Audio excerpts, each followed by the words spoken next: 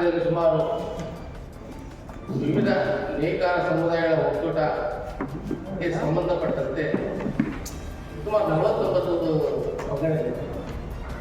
ನಮ್ಮ ಕೋಲಾರ ಜಿಲ್ಲೆಯಲ್ಲಿ ಪದ್ಮಶಾಲಿ, ದೇವಂಗ, ಕಪಟವೀರ, ಪಟ್ಟಸಾಲಿ, ಸ್ವಕುಳಸಾಲಿ, ಕನ್ನಡ ದೇವಂಗ, ತೆಲುಗು ಈ ಒಂದು ಪಂಗಡಗಳಿಗೆ ಸಂಬಂಧಪಟ್ಟವರು ಕೋಲಾರ ಜಿಲ್ಲೆಯಲ್ಲಿದ್ದಾರೆ. ಅವರು ತೀರಾ ಆರ್ಥಿಕವಾಗಿ, ಸಾಮಾಜಿಕವಾಗಿ, ರಾಜಕೀಯವಾಗಿ ತೀರಾ ಹಿಂದುಳಿದಿದ್ದಾರೆ. ಈ ಒಂದು ಹಿನ್ನೆಲೆಯಲ್ಲಿ ರಾಜ್ಯ ಮಟ್ಟದಲ್ಲಿ ಸಂಘಟನೆ ಆಗ್ತಾ ಇದೆ. ಈಗ ಈ ಹಿನ್ನೆಲೆಯಲ್ಲಿ ಮುಖ್ಯಮಂತ್ರಿಗಳ ಗಮನವನ್ನು ನಮ್ಮ ಈ ಸಮುದಾಯದ ಕಡೆಗೆ, ಸಮುದಾಯದ ನೋವುಗಳನ್ನು ಅವರು ಮುಂದಿಟ್ಟು ನಮ್ಮ ಕಡೆ ಗಮನ ಹರಿಸಲು ಈ ಒಂದು ರಾಜ್ಯ ಸಮಾವೇಶವನ್ನು ಏರ್ಪಾಡು ಮಾಡಿಕೊಂಡಿದ್ದಾರೆ.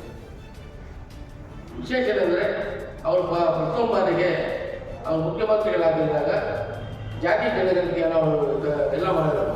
ಅದೇ ರೀತಿ ಜಾತಿ ಜನಗಣತಿ ಸರ್ವೇ ಸಹ ಆಯಿತು, ಅನುಷ್ಠಾನಗೊಳ್ಳಬೇಕಾಗಿದೆ.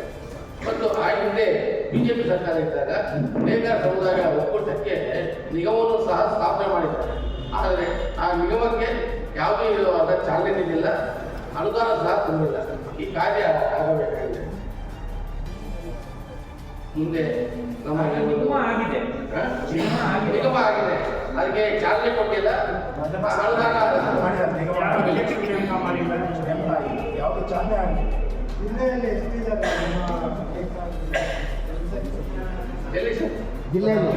ಜಿಲ್ಲೆಯಲ್ಲಿ ಸುಮಾರು 35-40 ಜನ ಇತ್ತು ಎಲ್ಲ ತಾಲೂಕು.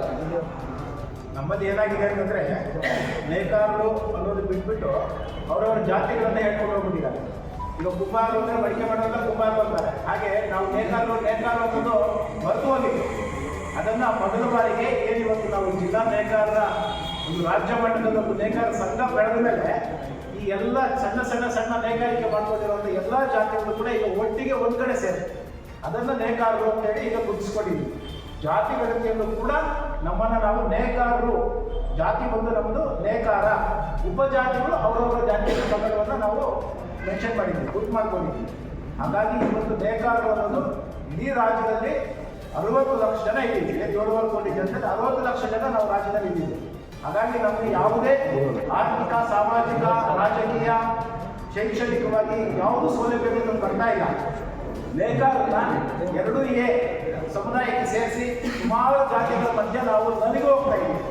ಯಾವ ಈ ಸಮಾಜಕ್ಕೆ ಏನು ನಾಗರಿಕತೆ, ತನ್ನ ಉಡುಪನ್ನು ನಡೆಸ್ಕೊಡೋಂಥ ಬೇಕಾಗಿರೋಂಥ ನಾಗರಿಕತೆಯನ್ನು ಕೊಟ್ಟಂಥ ನೇಕಾರರನ್ನೇ ಇವತ್ತು ಎಲ್ಲ ರಾಜಕೀಯ ಪಕ್ಷಗಳು ಕೂಡ ನಮ್ಮನ್ನು ಮರೆತಿದ್ದಾರೆ. ಹಾಗಾಗಿ ಮತ್ತೊಮ್ಮೆ ಅವರಿಗೆ ಜ್ಞಾಪಿಸೋ ದೃಷ್ಟಿಯಿಂದ ಇವತ್ತು ರಾಜ್ಯ ಮಟ್ಟದಲ್ಲಿ ನೇಕಾರ ಸಮುದಾಯದ ಒಂದು ಒಕ್ಕೂಟ ಮಾಡ್ಕೊಂಡಿದ್ದೀವಿ. ಅದು ಎಲ್ಲ ಜಿಲ್ಲೆಗಳಿಗೂ ವ್ಯಾಪಿಸಿದೆ. ಹಾಗೆ ಎಲ್ಲ ತಾಲೂಕುಗಳಲ್ಲೂ ಕೂಡ ಇದು ಸಂಘಟನೆ ಪ್ರಾರಂಭ ಆಗಿದೆ.